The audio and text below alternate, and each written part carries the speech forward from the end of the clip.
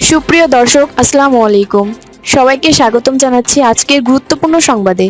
প্রথমেই জানিয়ে দিচ্ছি সংবাদ শিরোনাম।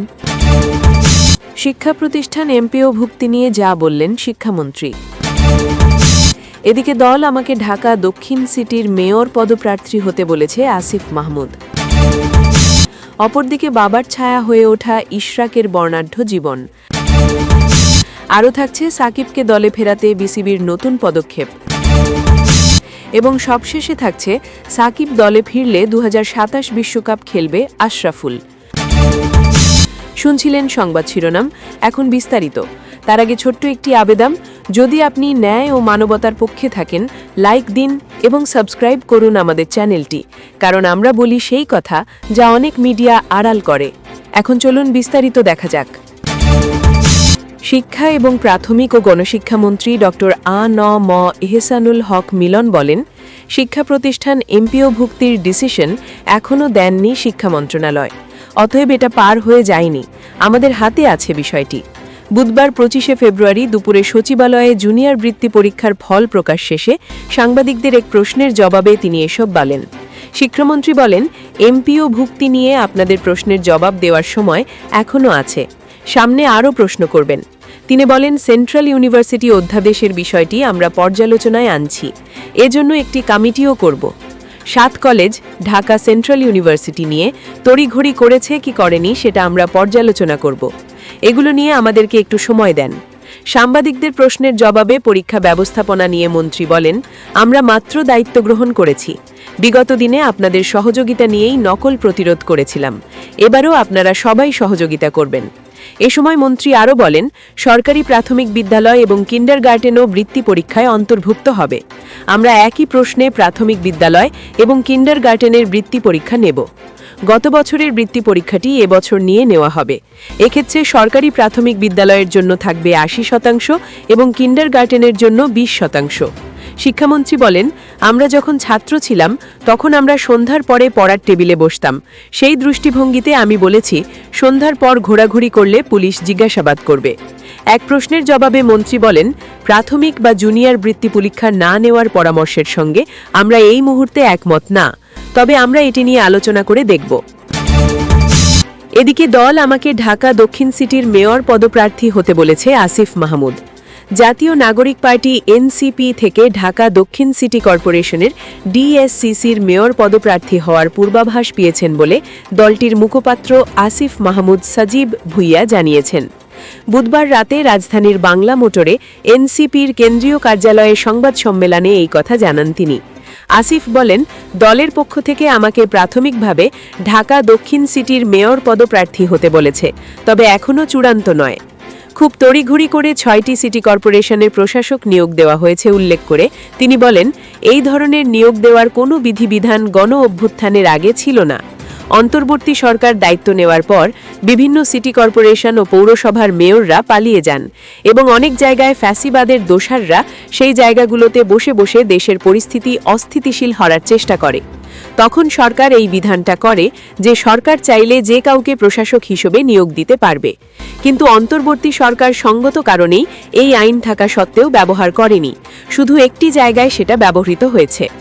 তিনি বলেন, কিন্তু রাজনৈতিক সরকার দায়িত্বে আসার সঙ্গে সঙ্গে যেখানে জনগণের ভোটে নির্বাচিত জনপ্রতিনিধিদের থাকার কথা, সেখানে দলীয়ভাবে বিভিন্ন সময় বঞ্চিত কিংবা নির্বাচনে হেরে যাওয়া প্রার্থীদের প্রাইস পোস্টিং করেছে এবং 6টি সিটি কর্পোরেশনের প্রশাসক হিসেবে নিয়োগ দিয়েছে।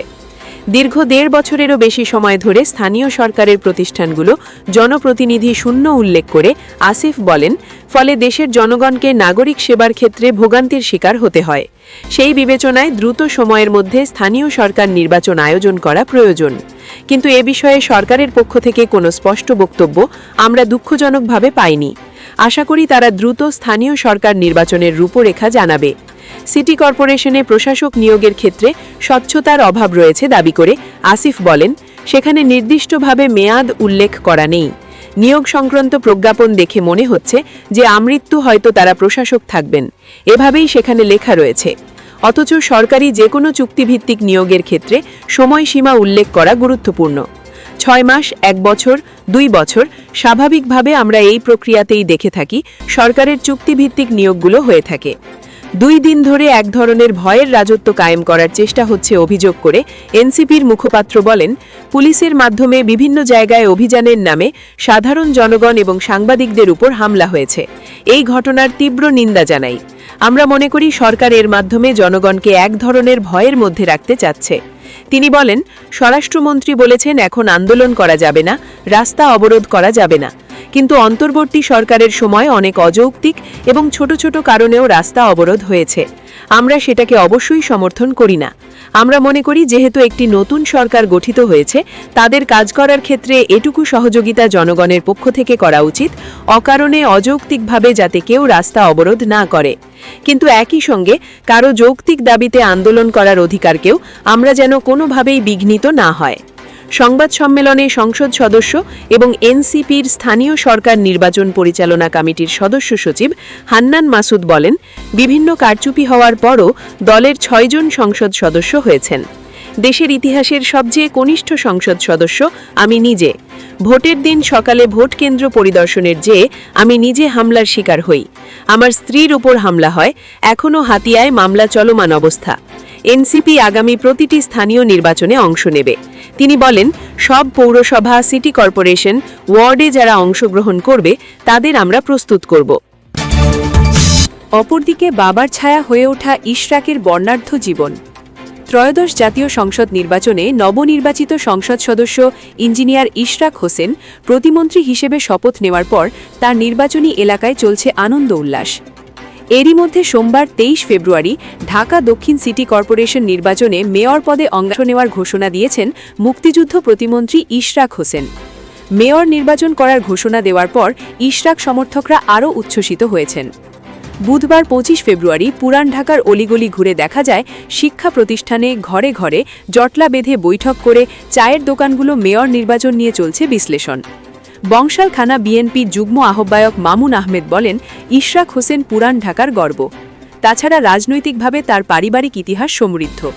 1991 সালের জাতীয় নির্বাচনে ঢাকা 7 আসন অর্থাৎ সূত্রাপুর কোতোয়ালি থেকে বিএনপির মনোনয়নে আওয়ামী লীগ সভাপতি শেখ হাসিনাকে হারিয়ে বিপুল ভোটে জয়ী হয়ে তাক লাগিয়ে দেন ইশরাকের বাবা সাদেক হোসেন খোকা। এ গৌরব শুধু বিএনপির নয়, পুরান ঢাকাসহ পুরো দেশের। তার হাত ধরে ঢাকা তথা ঢাকা দক্ষিণ সিটি কর্পোরেশনের উন্নয়ন হবে বলে প্রত্যাশা করি। কোতোয়ালি থানা 37 নং ওয়ার্ড বিএনপির সাধারণ সম্পাদক মোহাম্মদ ফরহাদ রানা বলেন, জামাত, এনসিপি জোট কিংবা অন্যান্য প্রার্থীর সঙ্গে ঢাকা দক্ষিণ সিটি কর্পোরেশন নির্বাচনে জয়ী হয়ে আসার মতো একমাত্র যোগ্য প্রার্থী ইঞ্জিনিয়ার ইশরাক হোসেন। কেননা ইতিমধ্যে তিনি তা প্রমাণ করেছিলেন 2020 সালের নির্বাচনে, এবং সেই নির্বাচনে পরিকল্পিতভাবে ফলাফল জালিয়াতির মাধ্যমে তাকে হারিয়ে দেওয়া হয়েছিল। এবার যদি তাকে মেয়র প্রার্থী হিসেবে নির্বাচনের সুযোগ না দেওয়া হয়, তবে অন্য কোনো দল থেকে মেয়র বিজয়ী হওয়ার সম্ভাবনা থেকে যায়। কেননা তরুণ, মেধাবী এবং পরিশ্রমী নেতা হিসেবে তার মতো যোগ্য দ্বিতীয় কেউ নেই। তার বাবা সাদেক হোসেন খোকা অবিভক্ত ঢাকা সিটি কর্পোরেশনের সর্বশেষ মেয়র ছিলেন। মেয়র খোকা দায়িত্ব নেওয়ার পর থেকেই নগরের সমস্যাগুলো স্থায়ী সমাধানে উন্নত শহরগুলোর আদলে নগর সরকার অথবা মেট্রোপলিটন গভর্নমেন্টের পক্ষে সবসময় জোরালো অবস্থান নিয়ে এসেছিল। ঢাকা শহরকে বিশ্বের বুকে একটি মডেল শহর হিসেবে গড়ে তোলার নানাবিধ উন্নয়নমূলক উদ্যোগ গ্রহণ করেছিলেন তিনি। তাই আমরা চাইব বাবার অসম্পূর্ণ কাজগুলো বাস্তবায়ন করার জন্য ইঞ্জিনিয়ার ইশরাক হোসেনকে মেয়র হিসেবে নির্বাচিত করা হোক। তাছাড়া বিদেশ থেকে আধুনিক প্রকৌশলী বিদ্যা কৃতিত্বের সঙ্গে অর্জন করে আসার ফলে তার দ্বারাই সম্ভব হবে আধুনিক প্রযুক্তি কাজে লাগিয়ে বেশি কর্মসংস্থান তৈরি করা। বিএনপির আন্তর্জাতিক বিষয়ক কমিটির সদস্য ইঞ্জিনিয়ার ইশরাক হোসেন ত্রয়োদশ জাতীয় সংসদ নির্বাচনে ঢাকা 6 আসন থেকে ৭৮,৮৫০ ভোট পেয়ে বিজয়ী হয়েছেন। বর্তমান তিনি মুক্তিযুদ্ধ বিষয়ক প্রতিমন্ত্রী। জন্ম ও শিক্ষা জীবন। বাবা সাদেক হোসেন খোকা এবং মা ইসমত আরার কোলজুড়ে 1987 সালের 5 এপ্রিল জন্মগ্রহণ করেন ইশরাক। সম্ভ্রান্ত মুসলিম পরিবারে জন্মগ্রহণকারী ইশরাকের শৈশব ও কৈশোর ঢাকা শহরে কেটেছে। তিনি ঢাকার স্কোলাস্টিকা স্কুল থেকে ও লেভেল এবং এ লেভেল সম্পন্ন করেন। এরপর তিনি উচ্চশিক্ষার জন্য যুক্তরাজ্যের ইউনিভার্সিটি অফ হার্টফোর্ডশায়ারে ভর্তি হন। সেখানে তিনি মেকানিক্যাল ইঞ্জিনিয়ারিংয়ে স্নাতক ও স্নাতকোত্তর ডিগ্রি অর্জন করেন। 2011 সালে পড়াশোনা শেষ করে তিনি কিছু সময় যুক্তরাজ্যে থেকে বিভিন্ন স্থানীয় মোটরগাড়ি সংস্থায় কাজ করে অভিজ্ঞতা অর্জন করেন। বর্তমানে তিনি বাংলাদেশের বেসরকারি টেলিভিশন চ্যানেল বাংলা ভিশনের ম্যানেজিং ডিরেক্টর। ব্যক্তিগত জীবন। 2025 সালের 11 অক্টোবর পারিবারিকভাবে বাগদান সম্পন্ন হয়েছে ইশরাক হোসেনের। তার জীবনসঙ্গী ব্যারিস্টার নুসরাত খান শহীদ রাষ্ট্রপতি জিয়াউর রহমানের মন্ত্রিপরিষদের সদস্য এবং টাঙ্গাইল জেলার সাবেক সংসদ সদস্য নূর মোহাম্মদ খানের বড় মেয়ে। ব্যারিস্টার নুসরাত টাঙ্গাইলের নাগরপুর উপজেলার ধুবুরিয়া গ্রামের মেয়ে। রাজনৈতিক অবস্থান। ইশরাক হোসেনের রাজনৈতিক পরিচয়ের কেন্দ্রেই রয়েছে তার বাবা সাবেক মন্ত্রী ও ঢাকার অর্থাৎ অবিভক্ত ঢাকার মেয়র সাদেক হোসেন খোকা। ছোটবেলা থেকে বাবার হাতেই তার রাজনৈতিক হাতেখড়ি। তিনি তার পিতার রাজনৈতিক আদর্শ অনুসরণ করে সক্রিয় রাজনীতিতে যুক্ত হন। 2020 সালের ঢাকা দক্ষিণ সিটি কর্পোরেশন নির্বাচনে তিনি বিএনপির মেয়র পদপ্রার্থী হিসেবে প্রতিদ্বন্দ্বিতা করেন। তিনি জাতীয়তাবাদী মুক্তিযুদ্ধ প্রজন্ম দলের আহ্বায়ক হিসেবেও দায়িত্ব পালন করছেন। উচ্চশিক্ষার জন্য লন্ডনে থাকাকালীন যুক্তরাজ্য শাখা ছাত্রদলের যুগ্ম সাধারণ সম্পাদক ছিলেন। তার বাবা সাদেক হোসেন খোকা 2001 সালের নির্বাচনে ঢাকা থেকে সংসদ সদস্য নির্বাচিত হয়ে তিনি খালেদা জিয়ার সরকারের মৎস্যমন্ত্রী ছিলেন। তার আগে 1991 সালের নির্বাচনে তিনি শেখ হাসিনাকে হারিয়ে সংসদ সদস্য হন এবং একই সরকারের ক্রীড়া প্রতিমন্ত্রীর দায়িত্ব পান। পরবর্তীতে 2002 থেকে 2011 সাল পর্যন্ত তিনি ঢাকা সিটি কর্পোরেশনের মেয়র হিসেবে দায়িত্ব পালন করেন। মুক্তিযুদ্ধ পরবর্তী ছাত্র রাজনীতি, সামরিক শাসনবিরোধী আন্দোলন এবং বিএনপির সাংগঠনিক বিস্তারে সাদেক হোসেন খোকা গুরুত্বপূর্ণ ভূমিকা পালন করেন। কারাবরণ ও রাজনৈতিক সংগ্রামের ইতিহাসে চিহ্নিত তার জীবন বিএনপির রাজনীতিতে বিশেষভাবে মূল্যায়িত হয়। 2019 সালে যুক্তরাষ্ট্রে চিকিৎসাধীন অবস্থায় তার মৃত্যু দলটির জন্য বড় ক্ষতি হিসেবে বিবেচিত হয়। এই সংগ্রামী রাজনৈতিক পরিবেশেই বেড়ে ওঠেন ইশরাক হোসেন। পারিবারিক ঐতিহ্যের ধারাবাহিকতায় তিনি ছাত্রজীবন থেকেই বিএনপির রাজনীতিতে যুক্ত হন এবং ঢাকার স্থানীয় রাজনীতিতে সক্রিয় ভূমিকা রাখতে থাকেন। বাবার মৃত্যুর পর ইশরাক হোসেন বিএনপির নগর রাজনীতিতে আরও দৃশ্যমান হয়ে ওঠেন। বিশেষ করে পুরান ঢাকার সাংগঠনিক ভিত্তিতে তার সক্রিয়তা তাকে তরুণ নেতৃত্বের প্রতীক হিসেবে পরিচিতি দেয়। এই বিষয়ে ইঞ্জিনিয়ার ইশরাক হোসেন বলেন, রাজনীতির প্রেরণা আমার বাবা, যিনি তার রোল মডেল এবং হিরো। যেভাবে তিনি জনগণের পাশে ছিলেন, আমার জীবন জনগণের সেবা এবং দেশের কল্যাণে সেভাবে উৎসর্গ করতে চাই। প্রথমবার সংসদ সদস্য হয়েই মন্ত্রিসভায় দেশের সেবা করার সুযোগ পাওয়া আমার জন্য বড় সম্মানের। বিশেষ করে মুক্তিযুদ্ধ বিষয়ক মন্ত্রণালয়ের মতো একটি সংবেদনশীল এবং গুরুত্বপূর্ণ দফতরে তরুণদের প্রতিনিধিত্ব করার সুযোগ দেওয়ার জন্য আমি কৃতজ্ঞ। বীর মুক্তিযোদ্ধাদের মর্যাদা রক্ষা এবং নতুন প্রজন্মের কাছে মুক্তিযুদ্ধের সঠিক ইতিহাস পৌঁছে দেওয়াই হবে আমার প্রধান লক্ষ্য। তাছাড়া ঢাকা শহরের 400 বছরের ইতিহাসে দীর্ঘতম সময়ের অবিভক্ত ঢাকার মেয়র ছিলেন আমার বাবা। তিনি বলেন, আমি নিজেও 2020 সালের 1 ফেব্রুয়ারি অনুষ্ঠিত সিটি নির্বাচনে আওয়ামী লীগের শেখ ফজলে নূর তাপসকে প্রায় 2.25 লাখ ভোটে পরাজিত করা সত্ত্বেও দায়িত্ব গ্রহণ সম্ভব হয়নি। ভবিষ্যৎ যদি সিটি কর্পোরেশনের দায়িত্ব পাই, তবে আমার বাবার মতোই উন্নয়নমূলক কাজ করব। আমার বাবা 2002 সালের মে মাসে মেয়র হিসেবে শপথ নেওয়ার পর ঢাকা সিটি কর্পোরেশনের দেনা ছিল 631 কোটি টাকা। নভেম্বর 2011 সালে স্বেচ্ছায় পদত্যাগ করার সময় সকল উন্নয়ন কর্মকাণ্ড এবং অন্যান্য ব্যয় মিটিয়ে তহবিলের মজুদ ছিল 3,37 লক্ষ টাকা। মেয়র খোকা একক ঢাকার নগর পিতা ছিলেন এবং এটির প্রতিটি আনাচে কানাচে অগণিত কবরস্থান, মসজিদ, এতিমখানা, স্কুল, খেলার মাঠ, ফুটপাত, রাস্তা প্রশস্তকরণ, বহু এলাকায় ব্যায়ামজার সহ কমিউনিটি সেন্টার স্থাপন করেন, আলোকিত করেন অন্ধকারাচ্ছন্ন সকল রাস্তাঘাট। আরও থাকছে সাকিবকে দলে ফেরাতে বিসিবির নতুন পদক্ষেপ। বাংলাদেশ জাতীয় দলের পোস্টার বয় সাকিব আল হাসানকে দলে ফেরানোর পথে আরও এক ধাপ এগিয়ে গেছে বাংলাদেশ ক্রিকেট বোর্ড। সাবেক অধিনায়কের নামে থাকা আইনি মামলার সংশ্লিষ্ট কাগজপত্র সরকারকে জমা দেওয়া হয়েছে, যা সাকিবের দেশে ফিরে আসা এবং জাতীয় দলে যুক্ত হওয়ার পথ সহজ করবে বলে জানিয়েছে ক্রিকেট বিশেষজ্ঞরা। দীর্ঘ সময়ের বিরতির পর দেশসেরা অলরাউন্ডারকে আবারও বাংলাদেশের জার্সিতে খেলতে দেখা যেতে পারে, এমন আশা এখন জোরদার। সরকার, বোর্ড এবং সাকিব নিজেও প্রস্তুত রয়েছেন। আলোচনার মূল বিষয় ছিল 2024 সালের 1 আগস্টের পর সাকিবের নামে দায়ের করা মামলাগুলোর ফলাফল। সরকারের পক্ষ থেকে ইতোমধ্যেই সবুজ সংকেত দেওয়া হয়েছে। নতুন যুব ও ক্রীড়া প্রতিমন্ত্রী আমিনুল হক নির্বাচনের আগে থেকেই জানিয়ে আসছিলেন, রাজনৈতিক হিংসার কারণে কোনো ক্রীড়াবিদ যেন ক্ষতিগ্রস্ত না হন সেই বিষয়ে তিনি সক্রিয় থাকবেন। প্রতিমন্ত্রী হওয়ার পরও তিনি বলেছেন, সাকিব আল হাসান বা মাশরাফি বিন মর্তুজা জাতীয় দলের জন্য দেশে ফিরলে সরকার সর্বোচ্চ সহায়তা দেবে। বিসিবি এই পদক্ষেপকে ইতিবাচক নজরে দেখছে। বোর্ডের ডিরেক্টর ও মিডিয়া কমিটির চেয়ারম্যান আমজাদ হোসেন জানিয়েছেন, সাকিবের নামে থাকা মামলার নিষ্পত্তি দেখভালের দায়িত্ব সরকারের। পাশাপাশি তার নিরাপত্তা নিশ্চিত করা হবে। জাতীয় দলের প্রয়োজন অনুযায়ী সাকিবকে ফেরানোর জন্য সরকারকে আনুষ্ঠানিকভাবে চাহিদা জানানো হয়েছে। এর ধারাবাহিকতায় এবার মামলার নথি জমা দেওয়া হয়েছে। আগামী মাসে পাকিস্তানের বিপক্ষে বাংলাদেশের হোম সিরিজ হবে। এই সিরিজের মাধ্যমে দীর্ঘ বিরতির পর মাঠে ফিরতে পারেন বাংলাদেশের সাবেক অধিনায়ক সাকিব আল হাসান। এমনটাই প্রত্যাশা সাকিব ভক্তদের।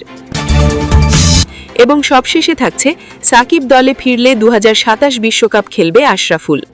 জাতীয় দলের বর্তমান ব্যাটিং কোচ মোহাম্মদ আশরাফুল বলেছেন, ব্যক্তিগতভাবে আমি মনে করি ওর যে বয়স 37 বা 38, সহজেই সে এক ফরম্যাট চিন্তা করলে আরামসে 2027 বিশ্বকাপ পর্যন্ত বাংলাদেশকে সার্ভিস দিতে পারবে।